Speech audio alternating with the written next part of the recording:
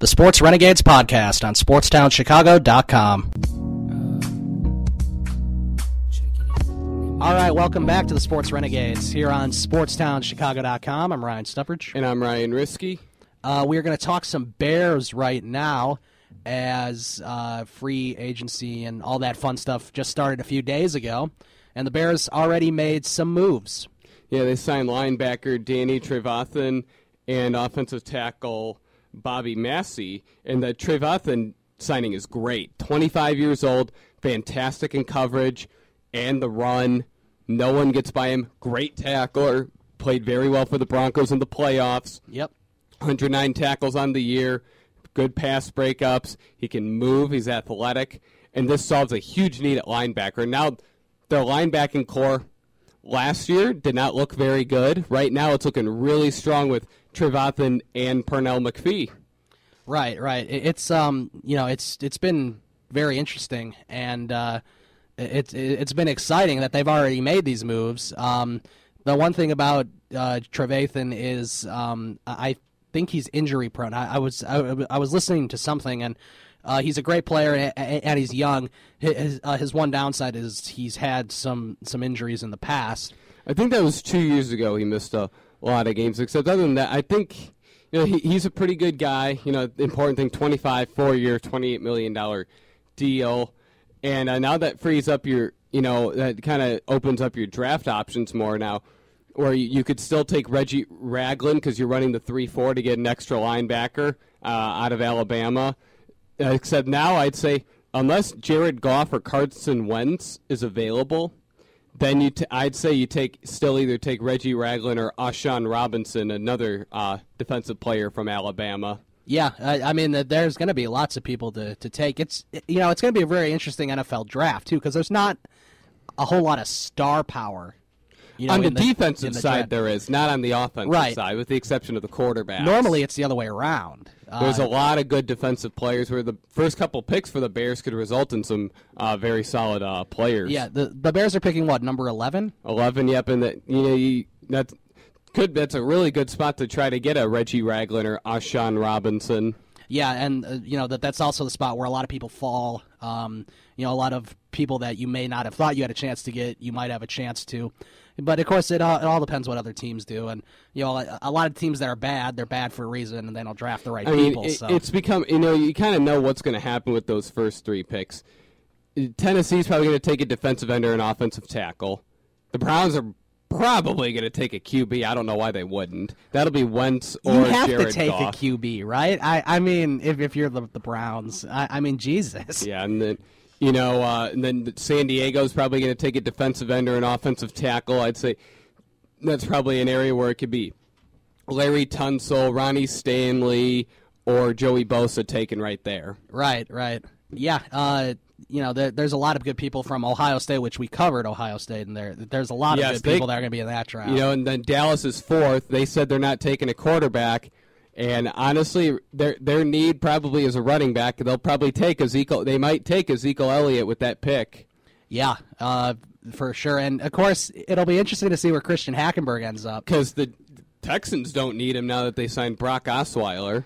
Which was, by the way, such a smart move by Houston. I can't believe that they pulled him away from Denver, but, I mean, I say it's a nice job for them that they were able to. When you're trying to pitch to the player, it helps when you can say, hey, you can throw to DeAndre Hopkins.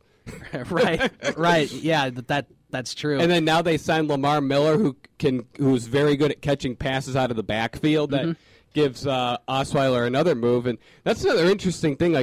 I saw the Bears met with Hackenberg and his representative, so they may be looking at him as a potential second or third round player. Yeah, I wouldn't be upset as long as he's not drafted first or second, probably. As long as he's not the Bears' first pick. No, he's not going to be there. The only quarterbacks I could see. He shouldn't be anybody's first pick, really. No, unless Houston did not get Osweiler, then they needed that. Really, the only way I see the Bears taking a quarterback is if it's Jared Goff or Carson Wentz, because they know there's a lot of good defensive players that can anchor their defense for many years to come, especially on the interior and the exterior, the defensive line, which is why a guy like Ashawn Robinson would make perfect sense. And same with Reggie Ragland, giving him another big physical linebacker to build around, and then he could be mentored by Pernell McPhee and Danny Trevathan. Yeah. And I'm assuming you heard about Kyle Long moving back to his sort of original position. Right tackle, because they signed Bobby Massey to the 3-year deal. I mean, it's an all right signing. I think, they wanted to move Long back to guard, except this guy, he's very good against the run, except in pass protection, he's not that good. I mean, he's terrible against the pass protection. I think he allowed 7 or 8 sacks last year. That's terrible. Yeah. I was looking at the Bears feed on Twitter, and 25 minutes ago it says the Bears have agreed to a 2-year deal with DB Sherrick McManus. Okay, so that's good they re-signed him. He's been their best special teamer the past couple seasons, so that's a good thing that they re-signed him, because I read he had a meeting with the Patriots. Oh, yeah. And speaking of somebody who had meetings with the Patriots and Packers, but he didn't end up going to either of those teams. Matt Forte. Yeah, he went to the Jets. I don't think people really thought it. I think Adam Schefter reported that he was pretty much going to go to Green Bay, but never came to fruition. Luckily, it didn't, because that would have been hard to see, obviously. Right. I don't get why Bears fans are getting all upset about it, potentially going to Green Bay. It's like, he's trying to go where he thinks the he'll fit only best. reason he would have been going to Green Bay was because the Bears didn't want him. He can go wherever he wants. The Bears said they didn't want him. It's not like they tried to negotiate and then couldn't get something done. The Bears did not offer him a contract. It's like a few years ago when Julius Peppers went to the Packers. People were mad about that. He wasn't even good on the Bears. He was pretty bad. That year before, he wasn't that great the year before. It's like he was released. The Bears didn't want him. He can go wherever. Yeah, it would be tough to see him like that, except you can't hate the guy for going there. They're looking to win, and that's the puzzling thing with Matt Forte. He said he wanted to win, and I don't think the Jets are in a position to win. I mean, if you think about it, it sounds like talks. The problem is Ryan Fitzpatrick really going to be their quarterback? No. That can take them to the playoffs? No. Well, Fitzpatrick's not even there right now. He's a free agent. I read they're far apart on talks in the contract, so it sounds like they'll be going with Geno Smith again next year. No. They have to do something else besides Geno Smith. Because, I mean, there's nothing they can do unless they re-sign Fitzpatrick, unless they try to trade for Colin Kaepernick. Oh, God. There are some bad quarterback options out there. I mean, people can hate on Cutler all they want. He's one of the better quarterbacks in the league, especially when you're looking at some of these other teams who have a pretty good offense, pretty good defense, but don't have a quarterback. I mean, the Bears don't have that issue, which is lucky. Yeah, that's the thing. Like, if you compare Cutler to a lot of these other options, or think about the teams that are looking for a quarterback, the options that are out there, there's nothing there. Yeah, I mean, geez, and the NFC North in general is probably one of the only divisions where they have like 4 pretty solid quarterbacks, or 4 quarterbacks who are going to be the starters for a while. Now, Jay Cutler might not be there in the next few years, but he's been a starter with the Bears since 2009. And you have Aaron Rodgers, Teddy Bridgewater, Matthew Stafford. Like, all these guys are going to be the starting quarterback for their team for a while. It's going to be interesting to see how Stafford does, losing Calvin Johnson since he officially retired. And that was like the only guy he threw to. So yeah, now he'll be throwing to Golden Tate and Marvin Jones, who they just signed. I'll never forget Andrew Freeman he was trying to make the case that Matthew Stafford was so much better than Jay Cutler, and that's not true. No, it's just not true. Not. I mean, it's not. When you look at the numbers, you stack them up together. It's just not true. He tried to tell me that on Fantasy Fanatics a few years ago. And, I mean, Stafford's not all right. Now you'll really get to see what kind of quarterback Stafford is, though, without having Megatron. Just because he can, make a comeback in the last 2 minutes. He's done that like 3 or 4 times. Actually, the past couple of years, he's been the quarterback that's been letting the other team come back with his poor play in the second half. Yeah, and I mean, that they don't have a good team, and now they're losing their best wide receiver. Now we'll see who Stafford really is without having Megatron there. Yeah, we'll see. I have a feeling it's not going to be that good. And again, when you look at the other teams in the division, the Vikings, they should have made it to the second round of the playoffs, but they missed a field goal. But they've been a pretty good team. The thing with them is they have a lot of good role players, and they have a pretty good defense. I wouldn't necessarily say that they have a great offense. Teddy Bridgewater is good.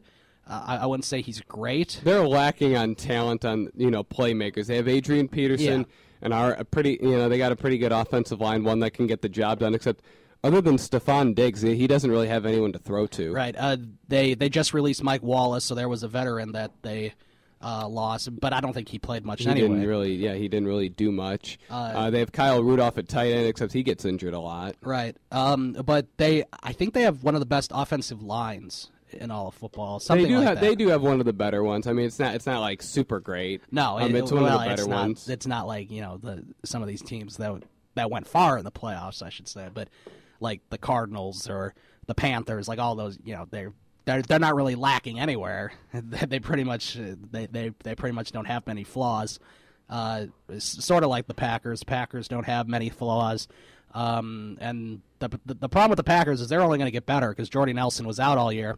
He's going to be back, and he was the number one weapon, pretty much. Yeah, I think we'll see Randall Cobb have a big bounce back year. Mm-hmm. Yeah, probably. They're also another team that's interested in Martellus Bennett. Yes, I heard that. I'm not so sure how I feel about that. I do like Martellus, but I guess the rumor is he's a bit of a distraction. Which is why if the price is right, and if if the Bears feel like they can either draft a tight end or have Zach Miller, because Zach Miller shouldn't be the starting tight end. But no, except Zach Miller's looking for $5 million a year, so I tell him to take a hike. Is he really looking for $5 million a year? That's what I read. But why do you think he's still a free agent? Just because of that just because of that one-handed grab in San Diego? Ooh. I mean, geez. I mean, he only had a couple nice plays. He did tear apart St. Louis. Yeah, I mean, he was good, but it's not hard to tear apart St. Louis. He's always so injured. did Jeremy Langford, and I mean, honestly, we don't know how he's going to be. I mean, we've seen him last year, and he was pretty good, but can he be the starting running back for the Chicago Bears? I don't know. They're waiting to find out that now. Yeah. One interesting free agency move I could not believe was the Atlanta Falcons signing Mohamed Sanu to a 5-year, $35 million deal. Did they really? Mohamed Sanu is not worth $7 million a year.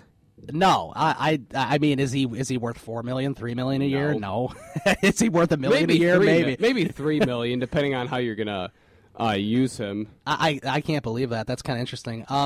And apparently the Bears schedule it now that there's no times or anything, but on ChicagoBears.com they already have what the schedule's going to be, and I have to say they have the opponents, not the schedule. Yeah, the opponents, but not. I have to say it's not that difficult. Just when you're looking at it from the naked eye. No, look at the home games. They're playing teams like Jacksonville and Tennessee. Yeah, they're playing really, really bad teams at home. When me and my dad looked at that, my dad said he couldn't remember the last time the Bears had that kind of home schedule where the teams are just that bad. Right, and it's not like the Bears were the worst team in the NFL, so I'm surprised that they got dealt such an easy. The sad thing is they might only win one home game again next year because that's just how they've been playing at home. They can't win. It's possible, yeah. They're playing Detroit, Green Bay, and Minnesota, but they're playing the Eagles at home, San Francisco at home, and Washington at home, and Jacksonville at home, and Tennessee at home. Their away games are at Dallas, at New York Giants, at Tampa Bay, at Houston, and at Indianapolis. So, I mean, it's really not that difficult. I mean, Indianapolis is good, and Houston should be a lot better. Brock Osweiler as a quarterback, plus they have a great defense. But I mean, other than that, the Giants really aren't that good. They had a bad year. Dallas sucks. Tampa Bay sucks. We'll see how Dallas looks with Romo back. Yeah, well, obviously they'll be improved. I don't think they're going anywhere. Although that division is very screwy. Yeah, I mean, with the Giants and Eagles and Redskins. The team that wins that division could have 12 wins just because of the teams they're playing. Yeah, I mean, I think Washington was 9-7 and they won that division. So it's... I mean, you could go 6-0 against that division, win the division easily, win 11 games, and then lose your first playoff game. Yeah, so we'll have to see, exactly when they'll be playing these teams. But yeah, from the naked eye, it seems pretty easy, pretty reasonable, and maybe the Bears will do something. We'll take a break. We'll come back, and we're going to talk spring training and everything going on with the Cubs and White Sox. You're listening to the Sports Renegades, SportsTownChicago.com. The Sports Renegades podcast on SportsTownChicago.com.